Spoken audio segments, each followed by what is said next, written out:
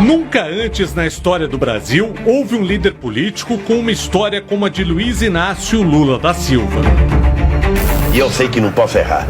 Qualquer um pode errar. Eu sei que eu não posso errar. O mesmo Lula que deixou o poder com 87% de aprovação teve a prisão decretada, condenado por corrupção e lavagem de dinheiro. Com qual imagem Lula vai entrar para a história? A do presidente confiante que governou o Brasil? Eu quero dizer, gente, esse Brasil não quebra, não está quebrado e não vai quebrar.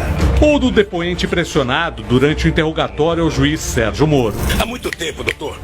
Há muito tempo eu leio, eu escuto, eu converso com advogado e eu fico sabendo todo mundo que é preso. A primeira pergunta é: e o Lula?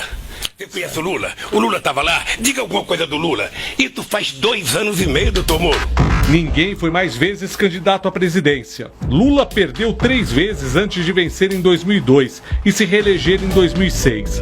Para vencer, trocou o estilo sindicalista da primeira vez, em que foi candidato ao governo de São Paulo em 82. Companheiro trabalhador, vote no 3, porque o resto é burguês.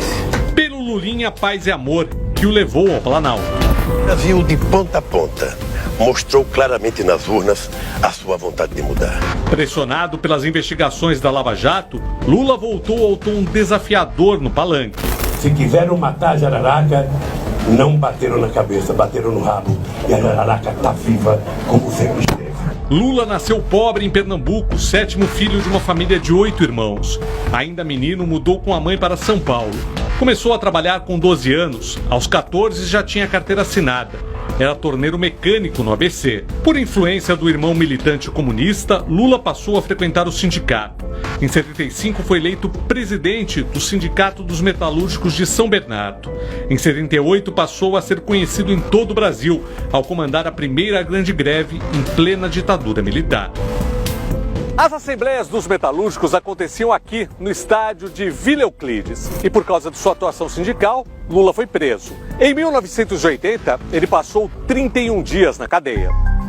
Processado com base na Lei de Segurança Nacional, Lula foi absolvido pelo Superior Tribunal Militar, mas afastado da presidência do sindicato. Em depoimento à Comissão da Verdade, Lula disse que na época foi bem tratado na cadeia.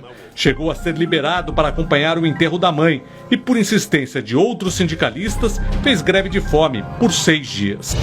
Em pouco tempo, Lula trocou de vez o sindicato pela política partidária. Eleito presidente em 2002 com quase 53 milhões de votos, reeleito em 2006 com 58 milhões, o ex-sindicalista que fundou o PT governou se equilibrando no apoio de aliados históricos como MST, sindicatos e de políticos conservadores. Para o cientista político José Álvaro Moisés, que participou da fundação do PT e depois se afastou do partido, este é um dos sinais de 2 características marcantes de Lula: o pragmatismo e as contradições. Eu acho que ele vai passar como um líder que tem origem popular importante, mas que ao mesmo tempo carregou todas essas contradições. E diferente do que ele prometeu no início do governo, que era fazer uma política de natureza nova, acabou fazendo exatamente o que as velhas elites tradicionais e mais conservadoras do Brasil fizeram, que foi meter a mão na corrupção. O lulismo foi marcado por bons resultados na economia, como o aumento no salário mínimo, no PIB e a criação de empregos. O Bolsa Família trouxe apoio entre os mais pobres. Com uma aposta no consumo, Lula atravessou a crise global de 2008, que o ex-presidente chamava de marolinha. Eu pessoalmente liguei 2 vezes ao presidente Bush para falar: ô Bush, o problema é o seguinte, meu filho. Nós ficamos 26 anos sem crescer. Agora que a gente está crescendo, você vem atrapalhar, pô? Resolve! Ainda no primeiro mandato, o PT foi atingido pela crise política do mensalão, uma mesada dada a políticos aliados para que votassem a favor do governo. É verdade que podemos ter cometido erros. E os erros cometidos estão sendo apurados como precisam ser apurados. Mas ninguém neste país tem mais autoridade moral, ética e moral e política do que o nosso partido. Ainda no primeiro governo, os dois principais auxiliares de Lula caíram. Na economia, Antônio Palocci, e na política, José Dirceu. Hoje, os dois estão denunciados nas investigações da Operação Lava Jato. A popularidade de Lula ultrapassou as fronteiras brasileiras. O país ganhou protagonismo nos encontros internacionais. Mas a política externa de Lula também irritou os americanos ao propor soluções para o Oriente Médio. Na América Latina, ele reforçou os laços com países como Cuba e Venezuela. Com Palocci e Zé Dirceu afastados, Lula trouxe a pouco conhecida Dilma Rousseff do Ministério das Minas e Energia para a Casa Civil e fez dela candidata à sua sucessão. Embalada pela popularidade de Lula, Dilma foi eleita. No início, Lula manteve distância. Teve que despender a energia para lutar contra um câncer de garganta. Venceu a doença. Enquanto isso, marcas do governo Lula sofriam desgaste. A Petrobras foi a principal delas. Foi do auge da descoberta do pré-sal.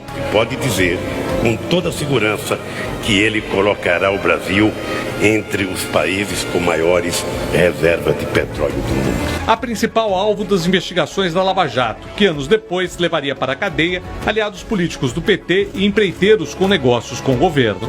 O carisma de Lula não foi suficiente para impedir o impeachment de Dilma, nem o avanço das investigações da Lava Jato. No auge da crise, a tentativa de transformar Lula em ministro com foro privilegiado foi barrada pela Justiça e o ex-presidente sofreu condução coercitiva. Teve a casa revistada e foi levado à força para prestar depoimento. Para o cientista político Cláudio Couto, o momento do impeachment de Dilma é um retrato de dois erros cruciais de Lula. Primeiro, os erros que ele mesmo comete. Os erros de escolher muito mal a sua sucessora, alguém que não tinha competência, não tinha condição de conduzir o cargo, e também porque aceitou certas práticas, inclusive de favorecimento pessoal, que entraram em xeque. E aí entra a segunda mudança. A gente passou a ter um papel do Poder Judiciário, dos órgãos de controle no Brasil, que não tinha antes. E isso ocorreu justamente no momento em que o PT está no poder. Com a queda de Dilma, Lula anunciou que disputaria mais uma vez a presidência da República nas eleições deste ano. Para o PT, o líder do partido está sendo perseguido pela Justiça. E eu não ia ficar com o apartamento, mas a dona Marisa ainda tinha dúvida se ia ficar para fazer negócio ou não. E ela em algum momento se decidiu não ficar com o apartamento? Não discutiu isso comigo mais.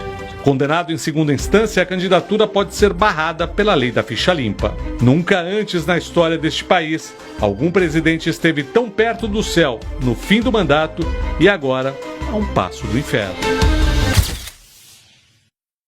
Quai, seu app de vídeos curtos. Quai, seu app de vídeos curtos.